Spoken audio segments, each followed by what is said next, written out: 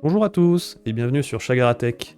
Aujourd'hui, nous allons ajouter une couche de sécurité à notre application Spring Boot en configurant l'authentification de base avec Spring Security. Nous allons protéger nos endpoints pour qu'ils soient accessibles qu'aux utilisateurs authentifiés.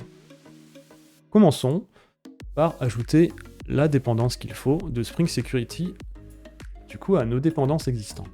Pour ce faire, nous allons directement sur Build Gradle, très bien, donc on y était déjà. On ajoute la dépendance et on la rapatrie. Là, ça la récupère, très très bien. Et on va y arriver. Voilà. À présent, créons un nouveau package que nous allons appeler config ici. Hop. Ce package, du coup, nous allons ajouter une classe que nous allons appeler Basic Auth Security Config. Hop. Ajoutons-le à Git, très bien. Donc c'est une configuration et on va ajouter Enable Web Security pour activer la sécurité par défaut avec Spring. Ce que nous allons faire en premier, c'est autoriser ou pas en fait les requêtes que l'on veut. En l'occurrence, ce que l'on veut faire là, c'est nous avons deux endpoints, donc un endpoint Hello et un endpoint client. Nous voulons que le endpoint Hello soit accessible à tout le monde, qu'il soit authentifié ou pas. En revanche, pour celui qui s'appelle client, il faut que les utilisateurs soient absolument authentifiés. Donc voyons voir comment on fait ça ici. Donc on va créer un public security chain. Voilà. Il prend en paramètre un TTP security, TTP, et qui remontera une exception. Bien, hop. SS rows. Très bien. Ah, au niveau HTTP, .authorize HTTP request. Donc ici, en fait, on va voir notre Hello, puisque c'est ici que l'on veut qu'il soit accessible, qu'il soit authentifié ou pas.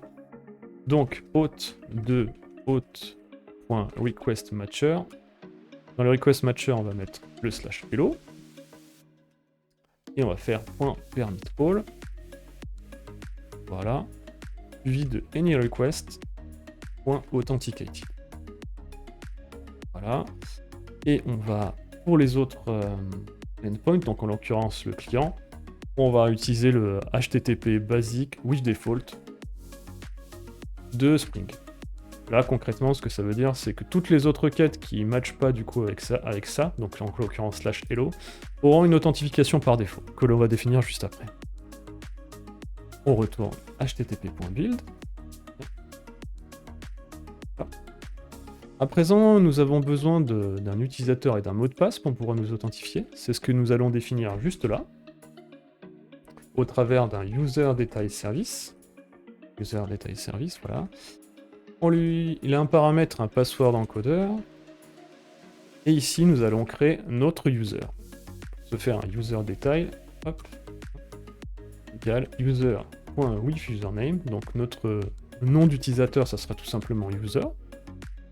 On lui spécifie un password, donc avec un password encodeur.encode de password. Donc ça sera notre mot de passe, ça sera tout simplement password. On lui donne un rôle que l'on définit ici. En l'occurrence, c'est très bien. Et on build tout ça. Ce build, du coup, ce user detail, il faut le retourner. Et on va le retourner sous la forme de in-memory user detail manager. Concrètement, c'est assez explicite. Hein. Tout ce qui concernera l'utilisateur, en fait, sera intégré directement à la mémoire de notre application, simplement. Et dernière chose qu'il faut faire, il faut définir en fait le type de cryptage. Donc on va faire rester plutôt simple, et on va faire un password encodeur en lui spécifiant du coup tout simplement un bcrypt. Je retourne new bcrypt, password encodeur. Et voilà pour tout cet aspect-là de Basic Auth Security Config. À présent, du coup, nous allons pouvoir tout simplement tester. Donc démarrons notre application. L'application est démarrée, très bien. Donc, exécutons Hello. On constate bien que du coup, Hello, on a les droits d'y accéder. En revanche, pour client, on ne devrait pas avoir les droits d'y accéder. Donc il nous demande de nous authentifier. Commençons par mettre un peu n'importe quoi. On voit bien du coup on ne peut pas se connecter. Et en fait, Nous avons défini un user en fait par défaut.